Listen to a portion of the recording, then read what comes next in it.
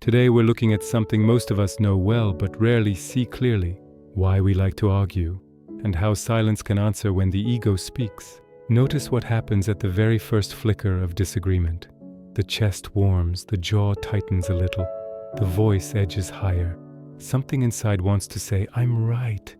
That impulse can feel like backbone, and at the same time it separates us. Eckhart Tolle calls the force that wakes up in moments like this the pain body. It isn't an enemy and it isn't a flaw. It's an old pattern that feeds on tension, story, and attention. Alan Watts reminds us that we tend to take our games too seriously. An argument can be a kind of game. It has music and rhythm, and it sounds better when we are not only playing for applause. Why do we like to argue? Because for a short time it promises a tidy world. I'm here, you're there. The lines are clear, the identity sharp. For the ego, that feels safe. The question isn't whether arguing is bad. The question is how to stay intact while we do it. How to disagree without losing touch with reality, with each other, and with ourselves. Start by noticing the moment the ego grabs the wheel. It has telltale signs. The body speeds up, heat rises in the face, the shoulders get rigid, the mind runs old scripts. You always, you never, and pushes you to cut in. The heart space feels smaller, as if the room has shrunk, and the nervous system surges toward fight or flight. None of this is a mistake. It's an invitation back to presence. The instant you see it, the spell is already thinning. Tolle's point is simple. Conscious noticing is light, and the pain body can't cling to light for long, because light doesn't feed the story addiction. You don't have to suppress anything. You only need to illuminate it. Try something very simple when you feel the climb. Let your eyes soften, or keep them open if that's easier. Name what's happening in plain language. Warmth in the chest, thoughts crowding, jaw tight. Don't explain it and don't judge it. Just label it as if you were writing a folder name. This quiet labeling is a move of awareness. It doesn't oppose the argument. It serves you so that you can choose. Next, ask yourself about intention. Many tense exchanges begin without anyone clarifying why they're talking. Ask quietly, what do I actually want here? Do I want to win or to understand? Do I want to prove something or to meet someone? In Watts's image, am I playing with the melody or am I only chasing the finale? If your aim is contact, different words will come out of your mouth. When you need language that steadies the room, reach for simple bridges. You can say, I hear this matters to you. Did I get it right? You can say, I need a brief pause so I can hear you clearly. Can we pick this up in 10 minutes? You can say, when you said that, I felt tension. Not against you, I just want to slow down. You can ask, what's the most important thing for you in this? You can offer, I'll share what I mean by this, and please tell me what you mean. These lines aren't tricks. They open a door so silence can enter. Silence here isn't muteness. It's room.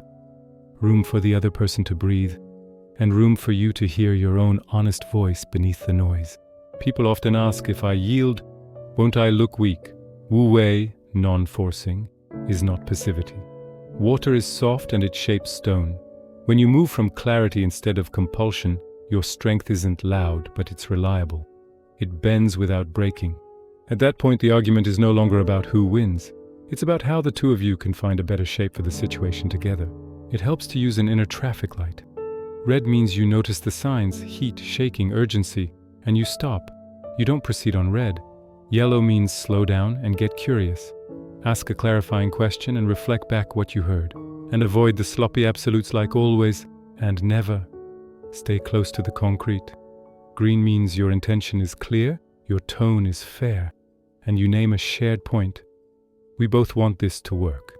Let's start from there. If you've already drifted off course, a gentle no can protect the conversation without slamming a door. You might say, I respect what you're saying, and I can't give a good answer right now. Can I return to this tomorrow? Or, this tone is hard for me to receive. I want to continue when we're both calmer. A boundary isn't against the relationship, it's for its dignity. The ego often argues like this. If you don't prove you're right now, you'll lose something. Thank it for its vigilance and ask, is it actually true that I must win now? Or is it enough to understand each other and let solutions arrive when they do? Much of our suffering is the second layer of story, not the first fact. The first arrow might be the disagreement itself. The second is the self-attack, the sulk, the why always mantra. You don't have to shoot the second arrow into yourself. It's enough to see the story wants the wheel and step back into the present. Here and now there are sounds, body sensations, and intention. Nothing more mysterious than that. Here is a short presence routine you can carry into any argument without turning it into a ritual. First, mark the body. Quietly name 3 sensations you notice. Second, let one ordinary exhale finish all the way, as if you were setting something down. No counting, no control. Third, ask, what is the kind and true intention available here? If no answer comes, that's also an answer. The quiet does work you can't rush, and you continue as a chooser, not an automatic reaction. You might say, fine, but what if the other person doesn't meet me there? Presence doesn't bargain. It isn't conditional. If you are present, the shared space is already different. Maybe the other person won't follow today, but your voice will be clearer and your choices better. Your greatest freedom is not to steer someone else's words, it's to decide what you do with your attention. Pay attention to the rhythm of speech. Fast talk is rarely wise. The small quiets between sentences give your thoughts their true taste. Try expressing one essential sentence, then pause for one natural breath before the next. Let the other person speak. Reflect back what you heard with sincerity. I hear that you're disappointed because, not as a performance, not mechanically, but with real curiosity. Curiosity is the opposite of ego. It opens where defensiveness would close. Repair is the craft that strengthens relationships. Strong relationships aren't those without friction, but those that can mend after it. The arc is simple. First comes acknowledgement. I see that what I said hurt.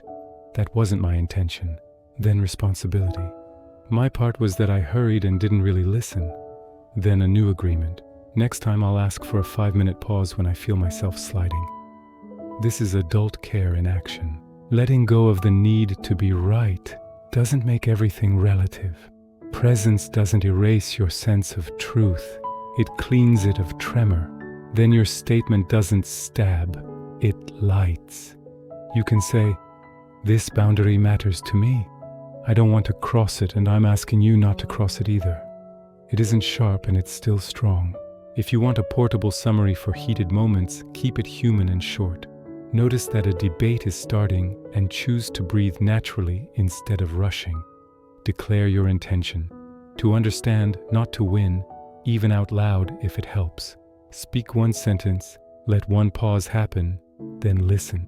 Reflect what you heard and ask what matters most now. Name a boundary and request a pause if you need it. Close with a small thanks and a plan to continue when both of you can do it well. And if you blow it, and we will, practice gentle restoration. Looking back, I was defensive.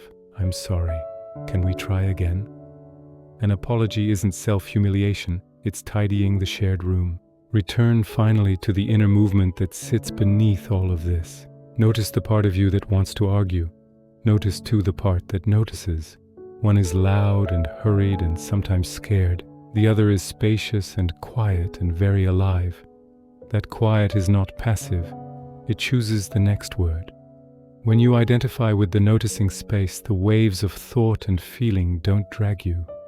They rise and fall on a sea that remains. That is where a peaceful strength comes from. Before we close, take a comfortable seat and let your shoulders unclench. Allow one easy breath to finish and feel your feet touch the ground. Ask yourself one guiding question. What is a single sentence I can use today that moves me toward meeting, not winning? Let it come. It might be, I want to understand. It might be, I need a short pause. It might be, tell me what matters to you. Whatever arrives, keep it in your pocket and use it in your next conversation. Remember this, a relationship isn't strong because it lacks friction. It is strong because it can turn friction into heat that lights the room. An argument can be a practice hall where the heart learns patience, the tongue learns precision, and the eyes learn kindness. When the ego speaks, silence is not emptiness. It is wisdom deciding when to listen and when to speak. Answer from there. Live from there. If a single line here helps you step out of the reflex to win and into the courage to meet, share it in the comments and tell me how you'll use it today. If this gave you steadiness, subscribe, leave a like, and pass it to someone you care about.